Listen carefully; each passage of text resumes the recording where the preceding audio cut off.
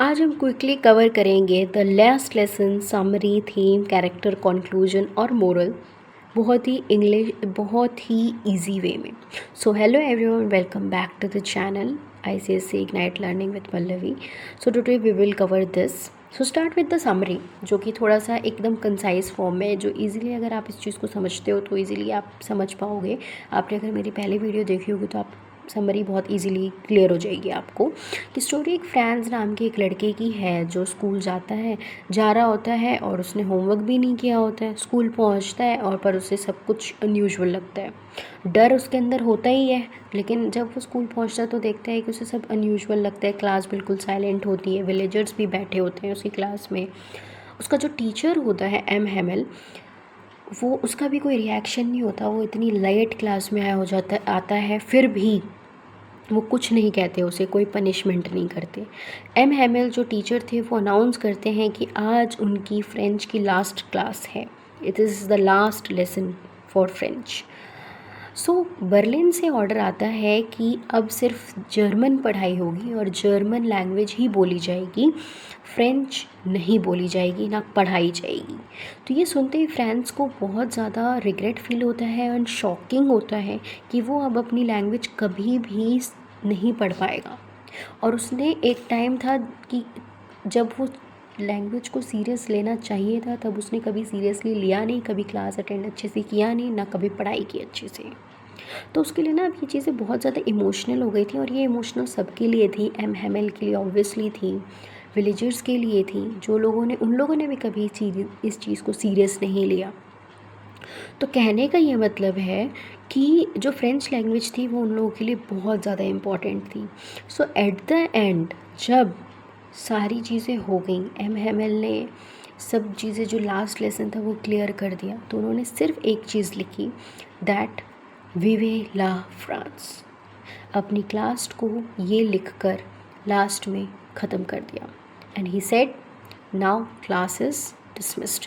ये students class is dismissed मतलब class अब ख़त्म हो गई है and you can now move. So basically this is the whole summary, which is a very short and crisp and very concise, and for the whole explanation video is already a link in the description or on my channel. You can do visit and watch the whole video. So let's talk about the theme. Theme क्या होता है कि story का एक main theme है कि language के लिए लव और पेट्रोटिज्म। ये दिखाता है कि लोग अक्सर अपनी चीज़ों की वैल्यू तब समझते हैं जब वो उनसे छिन जाती है। साथ ही एजुकेशन और कल्चर की इम्पोर्टेंस भी हाईलाइट होती है, स्पेशली वॉर के इम्पैक्ट के थ्रू। तो this is the whole theme okay of this story, the last lesson.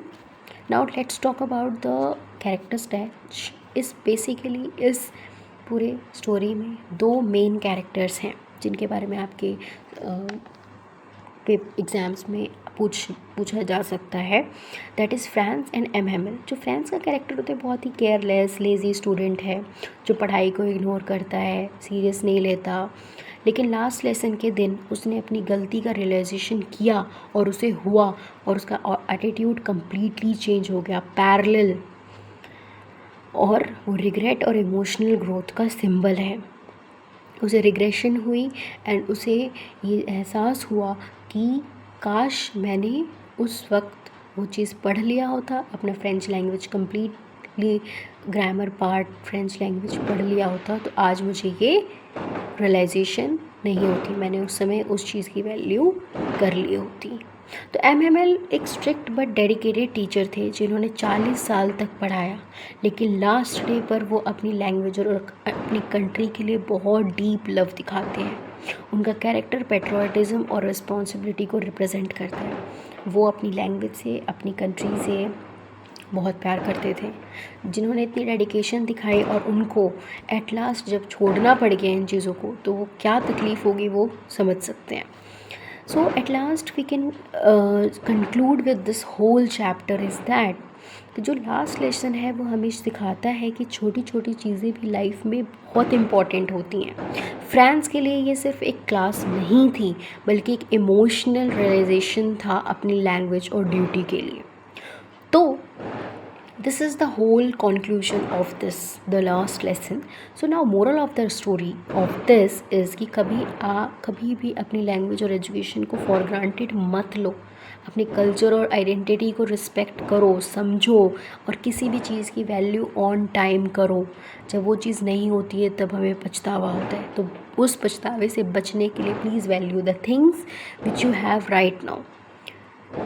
ऐसा ना हो कि कहीं चीज़ों के लिए देर हो जाए और आप उन चीज़ों को कर ही ना पाओ. तो it's better for you, please do value for this and for your language, for your study, for your career. Okay, so अगर ये वीडियो आपको हेल्पफुल लगी हो तो please do like, share and subscribe करना प्लीज़ मत भूलना. And do please press the bell icon so that you will get the first notification of my all videos. Thank you very much.